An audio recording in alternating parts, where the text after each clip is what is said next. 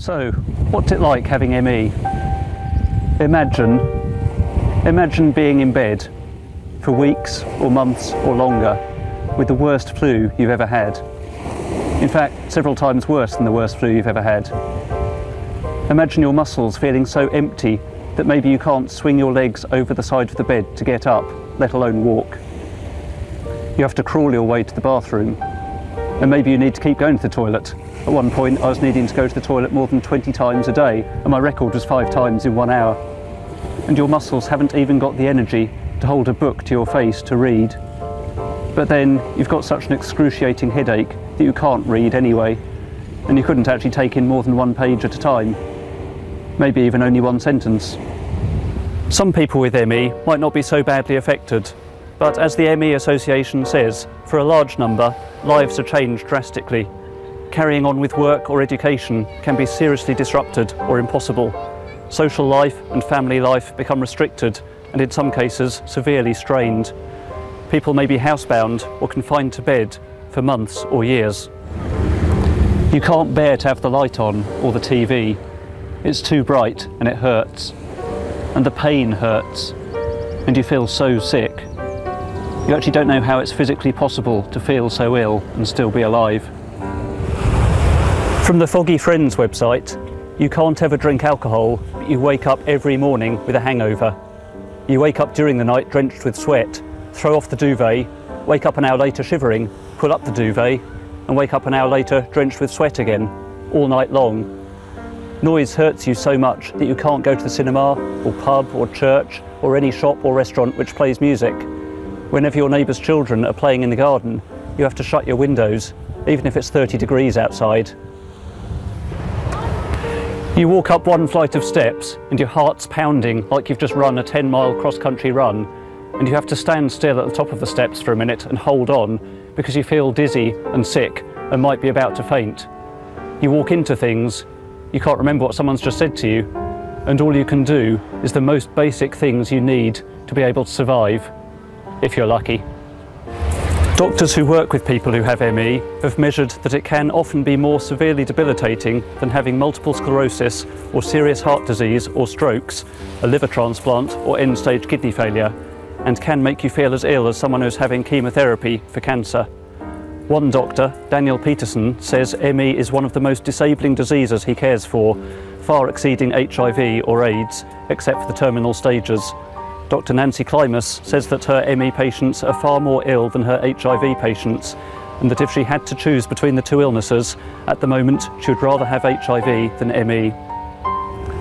You hate being stuck inside the 4 walls of your home. You can't even just pop out 5 minutes down the road to the shop, let alone all the things you really want to do. You literally don't have the energy. You feel too ill. Maybe on a better day, once or twice a week, you can do a bit more, but you still don't feel well.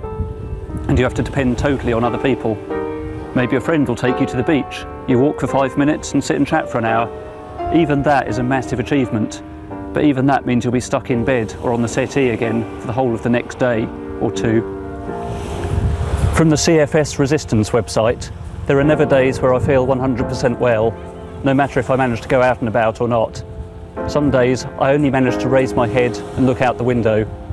Other days I have fits and can't remember what day of the week it is. On the days in between, I try and make the most of my life and keep smiling and being silly, no matter what happens.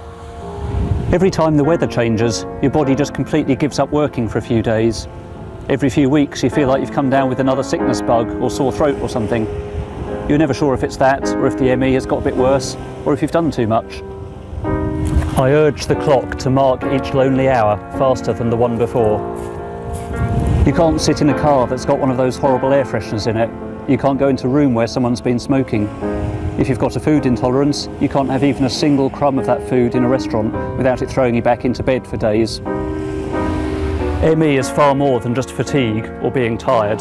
As the author Laura Hillenbrand has said, it's an absurd mischaracterization.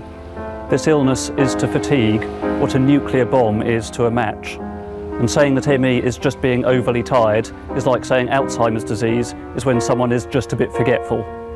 It is impossible to live or survive in the real world with ME. Just trying to function with daily tasks is an ongoing challenge. ME can affect every system of the body: walking, talking, eating, breathing and thinking. When you get too overtired, you suddenly just snap. You feel really frustrated for no reason at all. And even when your best friend says something to you, you just want them to shut up and you just want to sleep. But then your mind is racing away, full of thoughts that you're too tired to think about, like an engine that's revving at full throttle but stuck in neutral and not going anywhere. You sleep all the time, but you still don't feel any better when you wake up. You hope the nightmare will end every time you wake up, but it doesn't. Sometimes you wish you wouldn't wake up, but hang in there, hang in there. You feel a huge, profound sense of loss when you have ME. You might have lost your career, your work, school or university, obviously your health and your stamina, even your day-to-day activities, your hobbies, being spontaneous. You have to plan everything in advance with how much energy you think you're going to have, although you don't know how you're going to feel the next day or even the next month. Income and financial security. You lose friends. Oh yeah, you lose friends. People who only want to know you if you can go out to play. Relationships. Your future plans. Independence and confidence. And it's easy to lose hope. Imagine how devastating it feels, missing out with your life put on pause while the world carries on without you, and the world seems to choose to just leave you to it on your own. And from the ME song by Please Support ME on YouTube, don't rely on your friends, they won't even notice that you're not okay. But if you have ME, you are valuable. It is not your fault that you're ill. Be kind to yourself. Good evening everybody. Smile have raised money for many different charities over the 6 years we have been running. Thank you for all your support and help. This year we thought we would raise money for ME. This is very close to my heart. As we support people with ME, we work with people with ME. I have a very good friend with ME, but the biggest impact for me is my niece Olivia and my sister Jenny, who both have ME. ME is not a well-known or understood syndrome, so myself and family would like to share with you how it affects our lives. I watch my sister and her family struggle every day. My sister Jenny doesn't know how she is going to feel each day, so she finds it very hard to plan things. This could be visiting friends or family, an appointment at the school or doctors, energy to cook or clean for her family, or even have the energy to take a shower without help. I have watched my sister in so much pain, pushing herself to go and watch a school play. This can cause so much pressure to her ME that she can be taken to bed for 2 to 3 days. My niece Olivia has had ME since she was 2.5 years. She couldn't go to school for 1 year, then she could only go for part days. She's now at school full time because she knows how to manage her ME. She couldn't go out to play when she wanted, as it would affect her health. Play is the use of energy, which makes ME sufferers ill.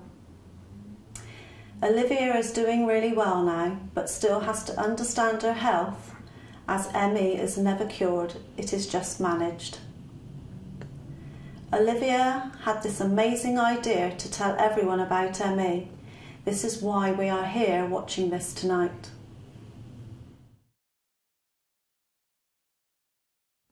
So Olivia, what would you say was the worst part of having ME? Not be able to go out with your friends when wanted, when you want to. You miss out on opportunities to go like school trips, or able to go to school plays, you're too tired, have to go to bed early, never be able to go out for sleepovers because of my conditions. I could would feel bad. I had to go to bed really early and with my friends, and I would miss out a lot. So is that because you just really don't have the energy to spend with your friends? Yes. How does that make you feel? I feel a little bit left out and disappointed. And how do your friends respond to you? Do they support you with that, or do you sometimes feel lonely? I sometimes feel lonely, but some friends that are really close to me help with me through it and stay with me. Yeah. So having good friends is really important. Mm-hmm. If you could change anything about your life and that, what would you, if you could make a wish for yourself, what would you wish for? I would, well, help myself with ME and probably get rid of it. But more than helping myself, I would help my mum more than myself. You would help your mum, yeah. Because your Mum mum struggles. Yes, yeah. And do you feel that you're winning your battle with ME? Yes, but I'm more concerned about my mum's ME than mine. How do you and Kai help your mum at home when she's not well? Well, we help our dad cook, clean, we help her out of bed, we help her when we go shopping, we help her in the mornings or afternoons, like for instance getting her a cup of coffee or helping her when she needs to go places or going shopping for her, and I mostly take care of my little brother when she's ill. Oh, and thank you to Kai for being a great brother. How do you think your mum's illness has affected yours and Kai's lives? Well, we miss out on certain things to help our mum, and we are mainly upset that I had to wake up every morning and to realise that our mum is ill and she's tired and stressed, and when she needs help we'll give her help, but when she's ill we mostly are upset than she is. Do you worry about your dad and the pressure this puts on him? Yes, very much. So me and Kai try as much as we can to help. So if you had to send a message to your mum, what would you say to her? I would say no matter how much you're in pain or how tired you are or how much suffering we're going through, I always love you no matter what, Mum. Thank you for listening. I would like to say a big thank you to my dad for being an amazing dad and husband and carer and holding down a full-time job. This has also had effects on his health, but he keeps going for us. We love and appreciate everything you do, Dad.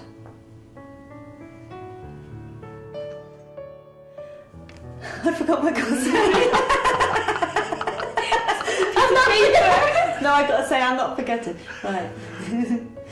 And not forgetting a great big thank you to Marie for everything you have done to help.